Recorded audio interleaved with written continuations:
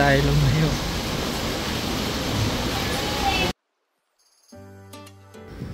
Ayan, so after namin kumain, nag-grocery kami.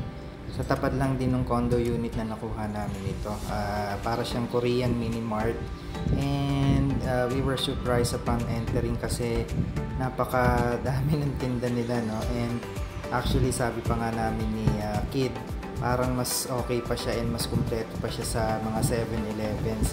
And yung mga tinda nila dito talagang yung mga, alam mo yun, yung mga hinahanap-hanap mo pag nagbabakasyon ka. Yan, kamukha niyan, kumpleto sila ng drinks, meron silang mga Korean noodles, may mga snacks, may mga chips, kumpleto, as in napakarami ng laman ng Korean mini mart na to. Actually yan, may bigas pa nga rin sila, and dahil nga kumpleto yung gamit dun sa condo unit na pinuha natin, we decided to shop for our food na lang, no, para at least makabawas sa gastos, and magluto na lang kami dun sa condo unit. Actually mas masaya pa nga yun kasi parang talagang outing yung dating, no? Nagluluto kayo sa bahay ng sarili nyong pagkain. Ayan. And may mga alcohol din sila, as you can see. Ayan, since malamig sa Baguio, it's perfect to take some light alcohol, no? Light alcohol drinking lang. So wag lang yung sobra-sobra para naman at least hindi masayang yung ating bakasyon. However, dito sa case na to, hindi naman din ako bumili na alcohol since I prefer not to. Dahil nga mas gusto kong magkape and mag-enjoy ng gusto nang wala yung alcohol. And may mga meat din sila, may mga fresh meat din sila. So kung gusto niyo magluto ng inyong mga ulam, ayan, meron din siyang nabibiling mga fresh meat. And of course, ayan, may mga chocolate section. May chocolate section din sila. And meron din silang mga ice cream. Ayan.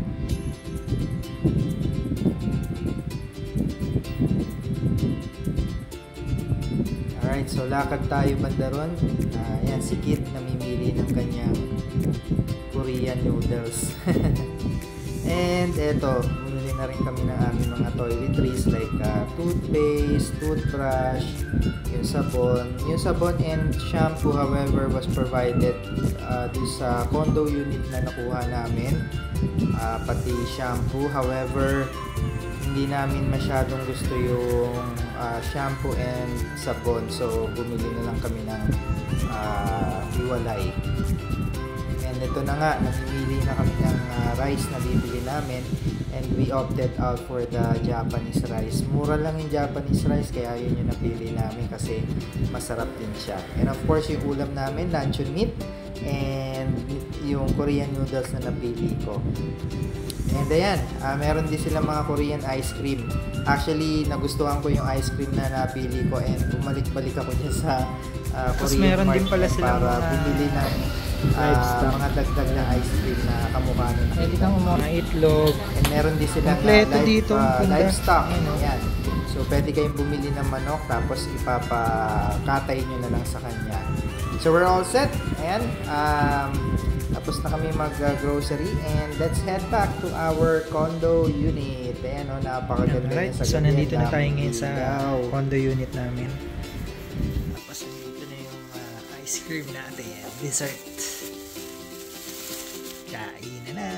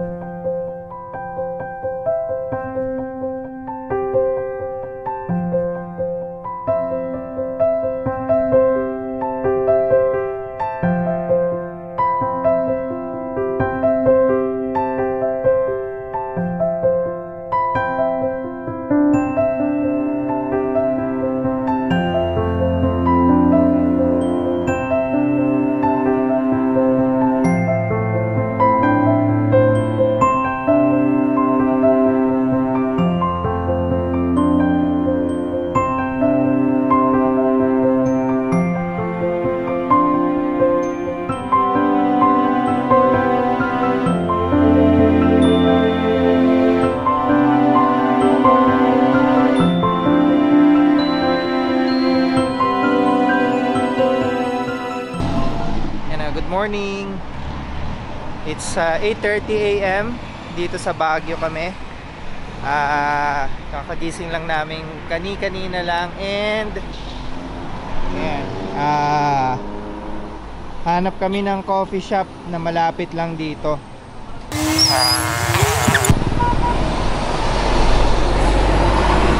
Ayan.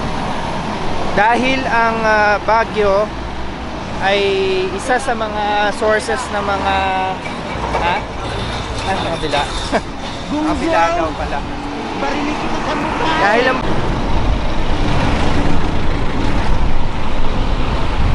Ayan, so lakad-lakad muna tayo and hanap tayo ng malapit lang na coffee shop.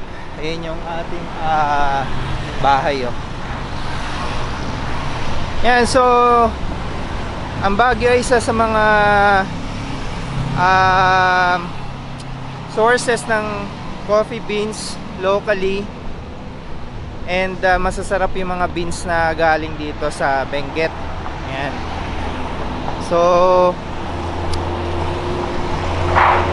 tatry natin yung mga coffee shop na malapit lang dito. Hahanap tayo ng coffee shop na malapit lang. Ayan. So upon checking sa Google kay Klook, meron isang sobrang lapit lang na coffee shop from our hotel. Coffee should be one in your coffee shops should be one in your bucket list. Ayan. So napakaganda ng view, oh.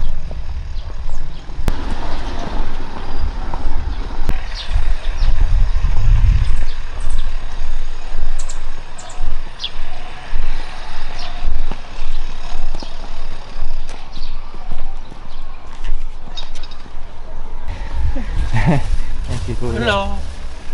Good morning po. Oh, ayan na, Cafe D'Angelo.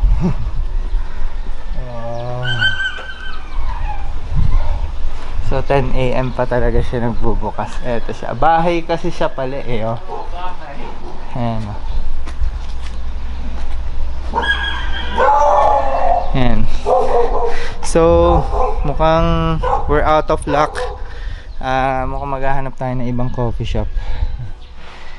Babalik tayo doon sa dinaanan natin.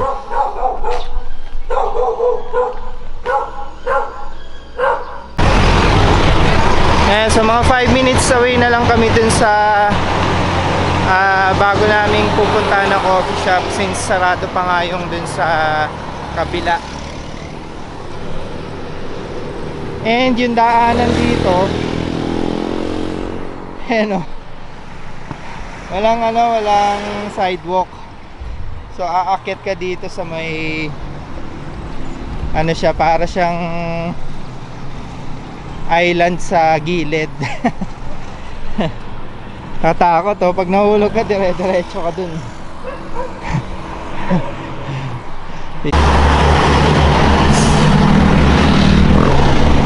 Alright, so eto na, narating na natin yung ating destination, Ritz Cafe. Ayan, o.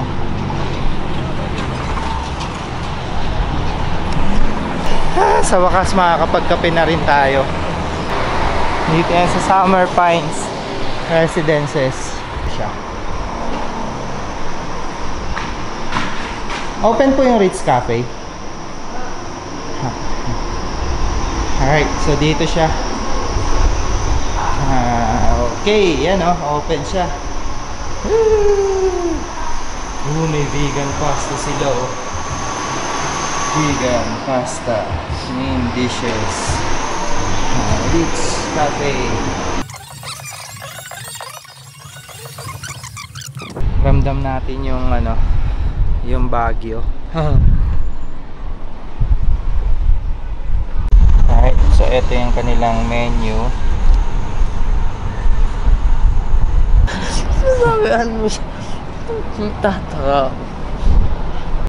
Yan, so service water. Yan, tapos may bell pa sila dito if may kailangan ka raw na additional. mag-ring ka lang daw ng bell. Ayan. Ang solid talaga nung ano.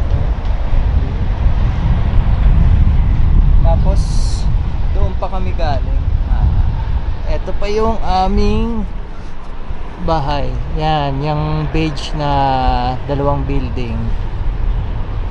Diyan kami nag-i-stay. So all the way from there up to here, naglakad lang kami yan sa may main road.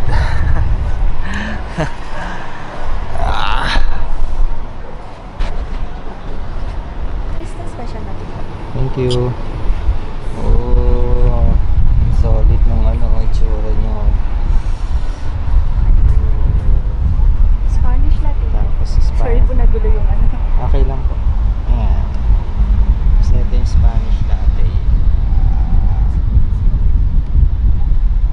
Alright, so ito na yung ating breakfast. Ito yung cake kid. Hindi mo pala dinala yung camera mo, nak, no? Hindi mo dinala yung camera mo. Breakfast na tayo.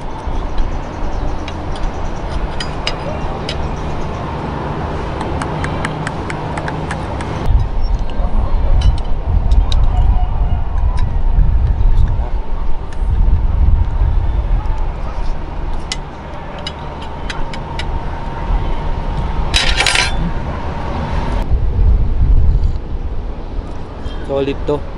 Isa sa pinakamasarap na natikman ko sa tanang buhay ko. Walang halong hype. Sarap na. Tikman mo. Tikman mo. Sarap.